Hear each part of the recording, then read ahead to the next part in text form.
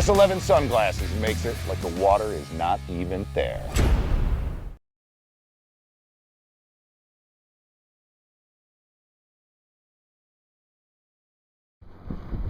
Welcome to Michiana Outdoor News. I'm Bassmaster Lead Series Pro Chris Zaldain here to talk to you, especially you, Timmy Vanderhill. We got a question from you regarding my exact drop shot setup.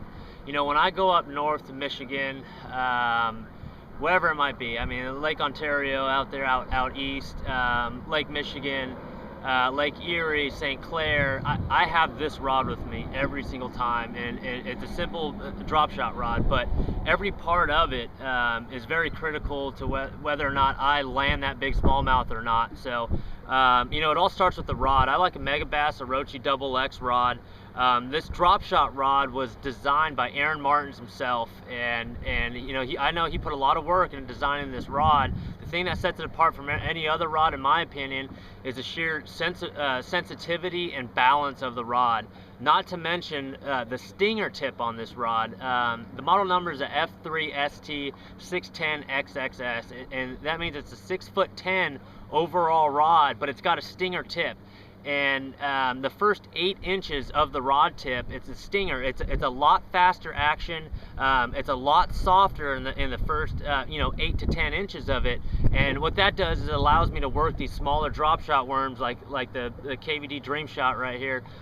It allows me to work that worm with just a little amount of movement, and I could look out on that rod and see my rod tip move when that worm moves. So you know, and also when that big smallmouth picks up that bait, you know, the rod tip, you'll see it move down just like so.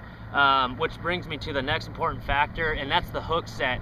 And it's really not a hook set at all. It's not with your arm, it's not with your hands, it's all in your reel.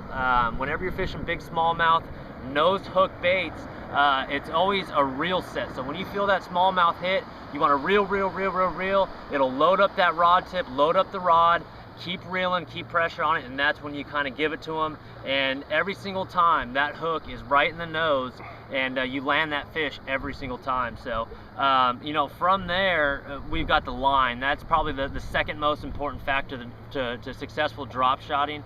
I like a 20-pound Seaguar Smackdown braid. It's got about a 6-pound diameter to it, so there's less water resistance there when that braided line is in the water. I pair it up with a Seaguar Tatsu 100% fluorocarbon braid, fluorocarbon line, sorry. And an 8-pound test, especially when you're fishing around some of these mussels and weeds, grass, stuff like that. 8-pound test is what I'll use generally. Sometimes I'll go up to 10-pound. You know, when I know I'm fishing ledges and drop-offs and things like that for those big 5- and 6-pound smallies. So a 20-pound braided leader. The knot I use is really important as well. It's called an Albright Special Knot, aka Alberto knot. Look it up if you're not familiar with it. It's probably the best connection from braid to fluorocarbon that you can come up with. Real simple, size 1/0 split shot drop shot hook by Gamakatsu. Again, that's that Strike King KVD Dream Shot. That's my favorite drop shot worm, hands down, especially up there for those big smallmouth. That right there is called KVD Magic. That imitates a yellow perch, that imitates a goby, that'll imitate a crawdad. It's just a real nice, dark, natural greenish color to it with a little bit of blue flake. And just as important is the drop shot weight itself. Strike King Teardrop tungsten weight.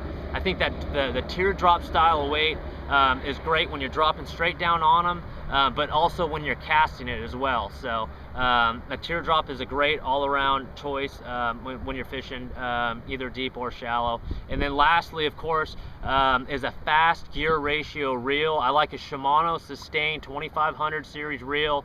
It's super light, but the key is a 6-to-1 gear ratio. Again, when you're reel setting those fish, you feel the bite, you don't want to set into it, you just want to start reeling. Again, we've got an exposed hook here, and when you reel, all it does is put pressure on that hook point and that fish's mouth, and you know, that 6-to-1 allows you to catch up with it, you know, send that hook past the barb, and that's a caught fish every single time. And the other important factor, another good tip is you know, when I'm drop shotting, I like to have my drag cinched down pretty hard.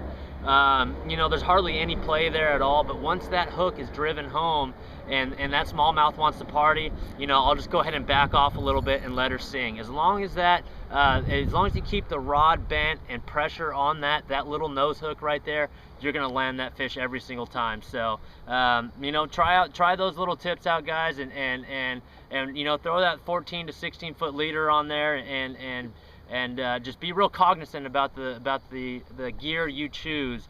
And you want overall lightness as well, and that's kind of a bonus.